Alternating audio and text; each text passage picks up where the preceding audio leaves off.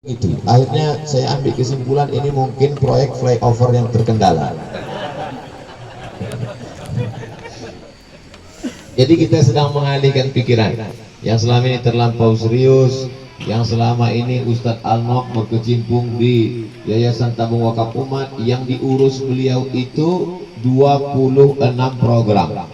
Dan kalimatnya beliau yang menyusunnya, semua iklan-iklan yang ada di Instagram Ustadz Abdul Somad Official itu, saya jangankan menyusun, membaca untuk mengirimkan aja pusing kepala saya. Beliau bisa menyusunnya lengkap sedemikian rupa. Nah, ini semua adalah Ustadz Hanafi mengurus anak-anak sekalian, lalu kemudian Ustadz Tatang Yudiansah dan lain sebagainya. Nah, jadi hari ini kita beralih ke konsentrasi yang lain. Yang tidak beralih itu saya, di mana-mana tetap pengajian. Walaupun sampai kemari. Itulah maka tadi sejenak mengalihkan perhatian, saya minta supaya saya membawa mobil kemari supaya saya alih perhatian. Nah, jadi itu sebenarnya itu untuk menjelaskan ke Pak Kua, bukan hanya untuk pencitraan. Jadi yang kita herankan itu adalah ada komunitas-komunitas yang sehari-harinya sibuk untuk membuat sumur bor, tiba-tiba sampai kemari pun mereka menggali sumur bor juga di jalan. Padahal kami tadi masih menjalo di Kuntu, mereka sudah berangkat. Kami sudah sampai minum kopi, tenang, sudah tidur-tidur, mereka belum juga sampai, masih juga membuat sumur bor. Ini memang luar biasa. Tak perlu kita sebut komunitasnya untuk menjaga kode etik Indonesia. Alhamdulillah di tengah kesulitan yang luar biasa kita bisa tersenyum, bisa tertawa kita di sini. Mudah-mudahan tersenyum pula kita di surga nanti. Jadi apa yang kita lakukan ini tidak keluar dari tiga. Yang pertama dakwah, yang kedua pendidikan, yang ketiga ekonomi. Awal asal muasal kita kemari dulu adalah bagi beras, itu awalnya. Lalu kemudian kita mengecat masjid.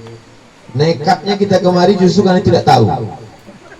Habis dari program dengan Ustadz Tengku Zulkarnain di Padang Panjang, lalu kemudian kami langsung bawa kendaraan via darat langsung masuk kemari melalui Payakumbuh.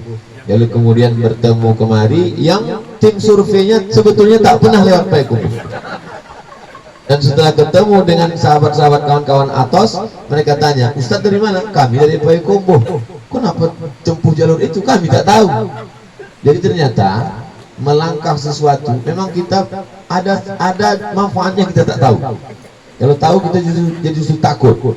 Jadi ke pertemuan lebih kurang setahun yang lalu kita datang kemari membawa beras. Lalu kemudian kita berpikir apa yang bisa kita lakukan.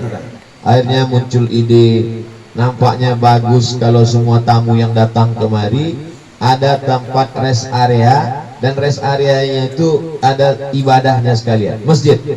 Akhirnya dengan bantuan semua kawan-kawan sahabat yang datang kemari malam ini maupun yang tidak ikut serta bersama kita, akhirnya terwujudlah satu masjid yang luar biasa. Nanti kan kita bahas panjang lebar di dalam dialog. Lalu kemudian setelah kita sampai tadi, sampai malam ini, sampai besok pagi, kita ingin kita punya ide-ide baru. Tentu di setiap likuli raksin rakyun, setiap kepala ada ide-ide yang luar biasa. Apa ide-ide yang bisa kita bawa pulang? Yang jelas yang terpikir di kepala saya, ini notulennya nah, maksudnya biar supaya nanti ini yang saya omongkan ini poin-poinnya nanti akan kita bahas panjang lebar di dialog kita. Ini sekedar pengantar dialog, apa yang nampak poin-poin. Poin pertama, setelah masjid nanti siap, insya Allah dananya ada, selesai. Setelah masjid siap, tentu kita mengangkat imam tetap. Ini yang pertama. Imam tetap tidak hanya sekedar imam subuh, zuhur, asar, maghrib, isya, tapi juga imam tetap itu dia punya ada pengajian untuk ibu-ibu hari Jumat sore. Jadi ibu-ibu di apa nama kampung kita? Ibu-ibu di Kampung Tinggi, berarti dia wirid Yasin sore Jumat. Jumat pertama akidah, Jumat kedua fikih, Jumat ketiga akhlak, Jumat keempat tahsin, Jumat kelima kalau ada bonus tafsir surat Yasin. Jadi sehingga dia tidak hanya sekedar tahu baca Yasin, tapi tafsirnya baik, lalu kemudian tahu terjemahan tafsir surat Yasin, ngerti dia, paham maknanya. Nanti kalau sudah khatam tafsir surat Yasin, pindah ke amma yatasaalun. Jadi kalau begitu ada imam yang bertanggung jawab pengajian ibu-ibu. Hari Kamis malam Jumat dilanjutkan dengan wirid Yasin bapak-bapak. Jadi malam Jumat yang biasa wirid Yasin di rumah bisa dibuat model baru, tetap wirid Yasin, lalu kemudian ada pengajiannya. Lalu kemudian malamnya dari maghrib ke isya anak-anak mengaji, kecuali malam libur, hari Sabtu malam Ahad, Ahad malam Senin.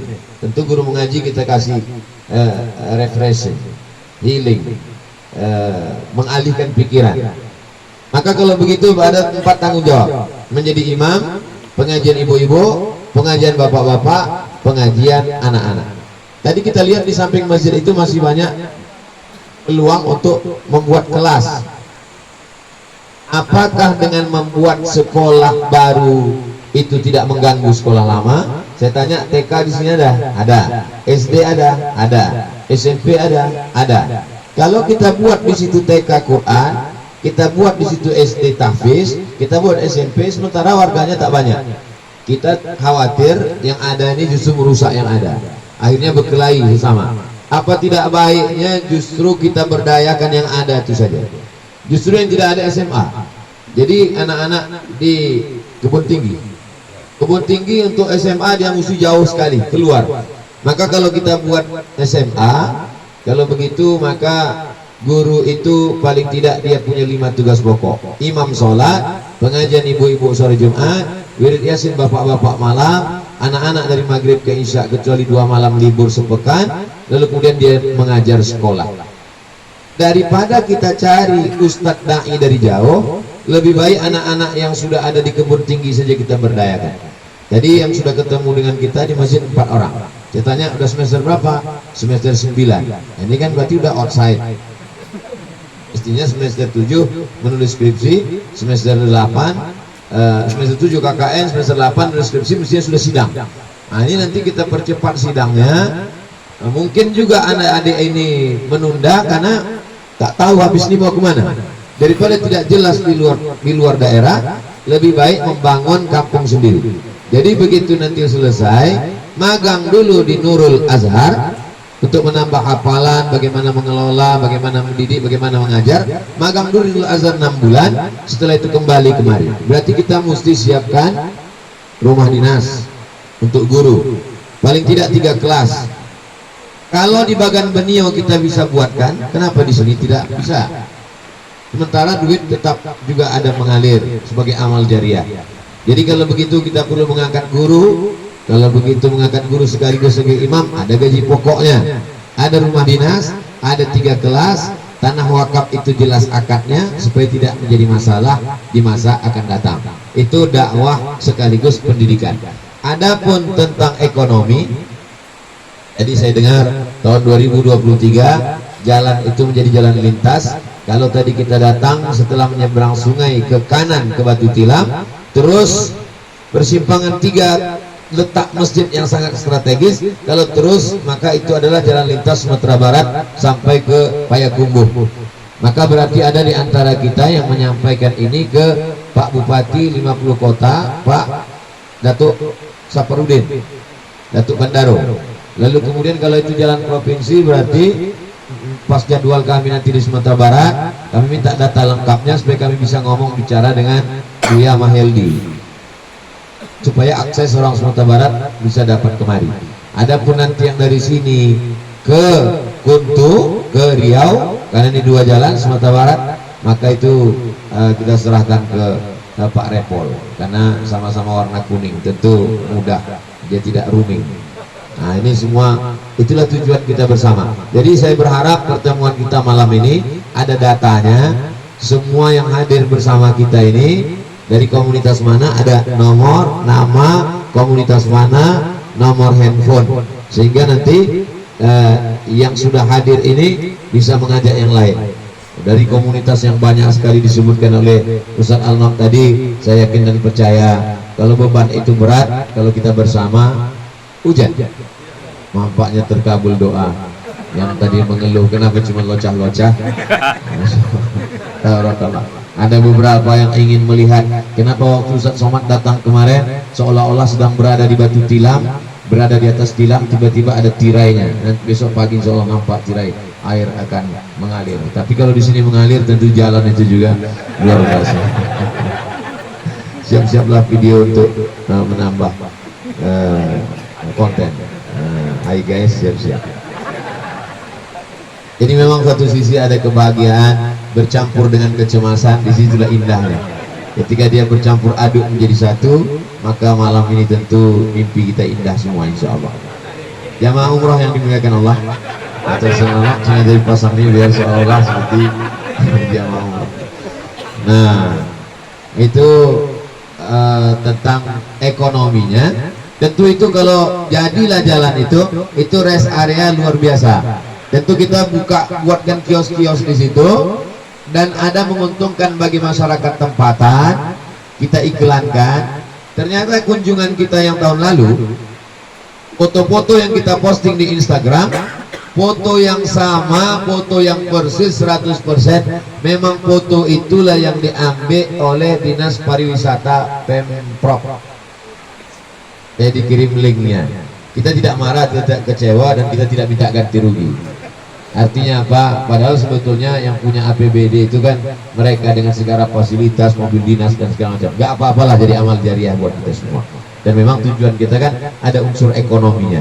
Jadi kita ingin setelah kita pulang, masing-masing kita share, orang menjadi tahu, dia terpancing untuk datang, liburan dan seterusnya. Kami tadi juga sudah buat video pendek. Hai guys, dimanapun berada, ini sedang survei untuk bulan madu sahabat kami.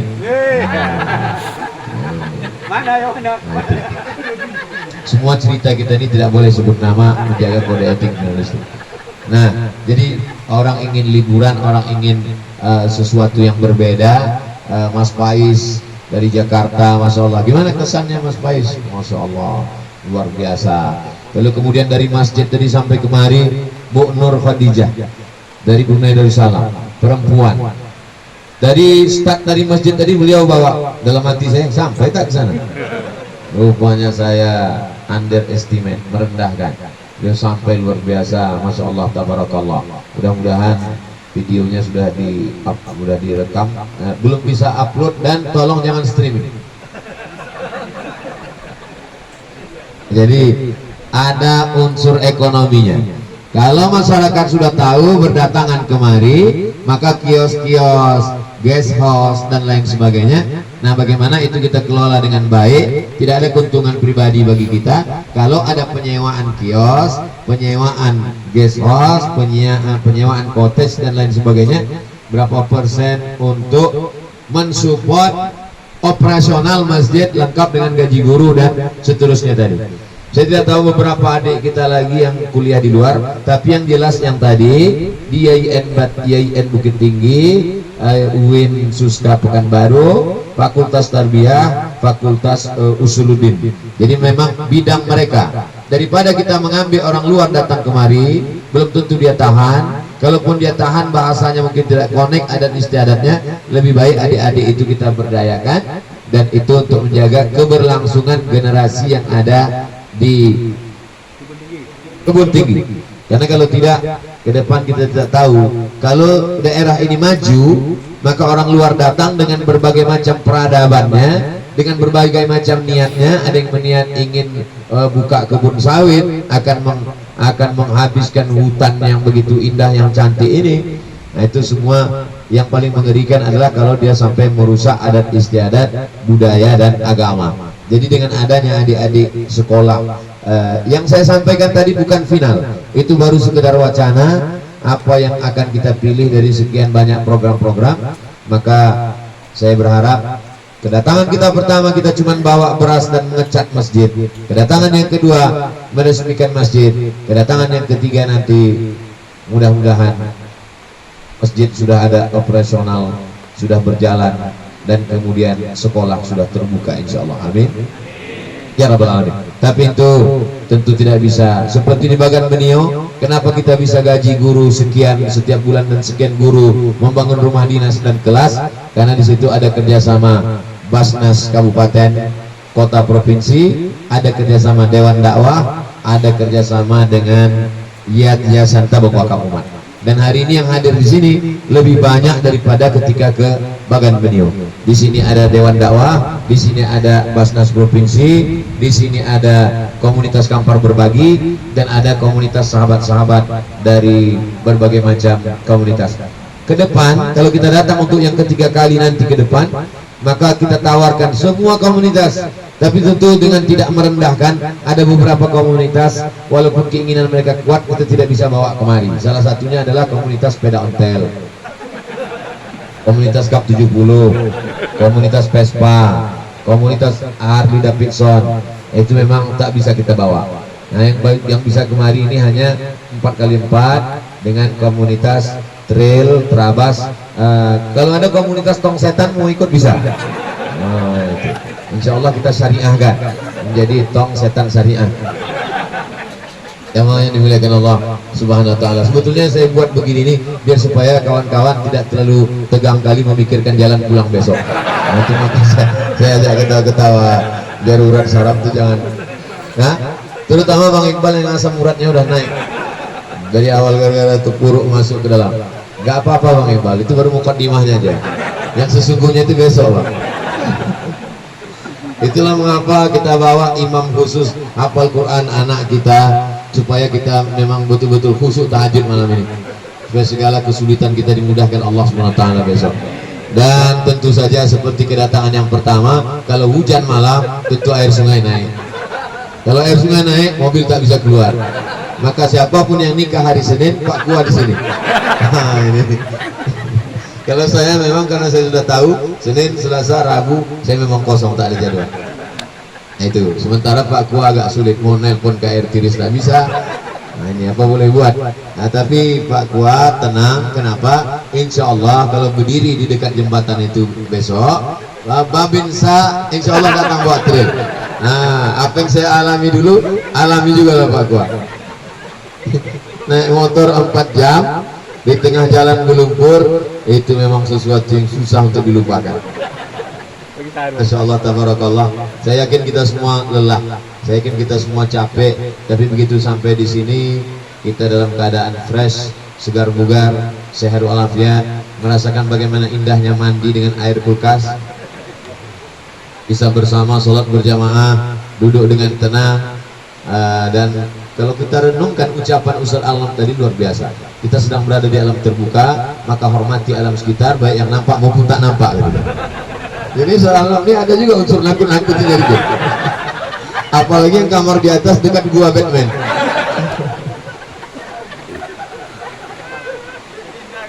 Jadi saya kira 3 unsur tadi sudah saya sampaikan. Yang pertama tentang masalah dakwah, yang kedua masalah pendidikan, yang ketiga masalah sosial. Tinggal lagi kita diskusikan bagaimana langkah-langkah ke depan, kita konkretkan. Tapi yang penting jangan sampai kita bubar lalu kita kehilangan data. Jadi semua yang hadir malam ini tolong dicatat nama, nomor handphone dan lain sebagainya. Kita tidak bertemu dalam di alam nyata face to face, tapi di grup-grup WhatsApp tetap kita share, kita bagikan, sehingga ke depan kalau kita hadir malam ini 100 orang, 1 orang itu bisa mengajak 10 temannya, maka sesungguhnya 110 berarti 1000 orang yang peduli kepada Batu Tilam dengan berbagai macam profesi, dengan berbagai macam latar belakangnya. Maka saya yakin dan percaya kedatangan kita untuk yang ketiga kalinya ke depan itu ada suatu gebrakan-gebrakan yang luar biasa, insya Allah. Saya optimis tentang itu. Apa yang kita tinggalkan? Kalau kita mati menghadap Allah Subhanahu Wa Taala, kalau saya ditanya Allah, hai Abdul Somad, sudah sampaikah engkau ke Batu Tilam menyampaikan dakwah? Saya sudah lepas satu tanggung jawab. Gitu juga dengan kawan-kawan, sahabat-sahabat, kita dapat jalan-jalannya, dapat refreshingnya, dapat healingnya, dapat dakwahnya, dapat pendidikannya, dan dapat ekonominya. Kita membangkitkan ekonomi umat, kita mensupport semua. Jadi kalau kita bukan ustadz, bukan ulama, bukan penghafal Quran, kita support saja masjid, ustadznya. Man jahaza ghazian faqad ghaza. Siapa yang menyiapkan alat-alat perang, maka sesungguhnya dia sudah dapat pahala perang. Kalau kita bukan ulama, bukan ustadz, bukan imam, bukan penghafal Quran, kita support saja alat-alat yang sudah disiapkan itu, maka insya Allah kita akan mendapatkan amal jariahnya sampai hari kiamat. Keluarga-keluarga kita diberikan sakinah mawaddah warahmah, anak-anak kita menjadi anak-anak yang soleh dan solehah. Bukan karena doa kita yang makbul, tapi karena ada doa saudara-saudara kita dari Kebun Tinggi dan sekitarnya, karena doa-doa anak-anak yang membaca Al-Quran, karena doa masjid yang kokoh, cantik, indah, berdiri. Kita sudah melihatnya tadi. Andai masjid itu siap nanti kita menerima gambarnya, itu kita akan amat sangat berbahagia. Kebahagiaan bukan milik kita, bukan rumah kita, tapi rumah Allah yang bisa tegak di tengah hutan. Wakaf dari saudara kita yang ada di Kebun Tinggi dan bagian dari wakaf saudara-saudara kita semuanya, maka kita mendapat bagian. Abdul Somad menumpang tuah dalam program besar ini. Saya tidak bertuah, tapi kalau kita bersama-sama, insya Allah keberkahan itu akan turun sesuai dengan pesan Nabi. Yadullah ma'al jamaah, pertolongan Allah akan turun bersama jamaah. Iyyakum wal furqah, jangan berpecah belah. Alaikum bil jamaah, hendaklah kamu berjamaah. Mudah-mudahan jamaah ini membuat kita istiqamah. Istiqamah itu membuat kita husnul khatimah. Kita semuanya sudah hijrah, tapi kalau kita tidak berjamaah, hijrah kita ini sia-sia. Hijrah setelah hijrah, berjamaah setelah berjamaah, istiqamah setelah istiqamah, hadiahnya adalah husnul khatimah. Saya kira sebagai pengantar dialog kita pada malam hari ini, saya cukupkan demikian. Selanjutnya saya serahkan ke Ustadz Al-Naq. Kita akan sharing. Kita mau program-program ke depan ini kita fixkan pakai S, dan kita bawa pulang hasilnya nanti, dan kita akan berkelanjutan komunikasi melalui grup-grup WhatsApp. Aku qauli hadza astaghfirullah li wa lakum. Terima kasih segala perhatian. Mohon maaf banyak kata-kata tidak berkenan di hati, menyinggung perasaan. Wassalamualaikum warahmatullahi wabarakatuh.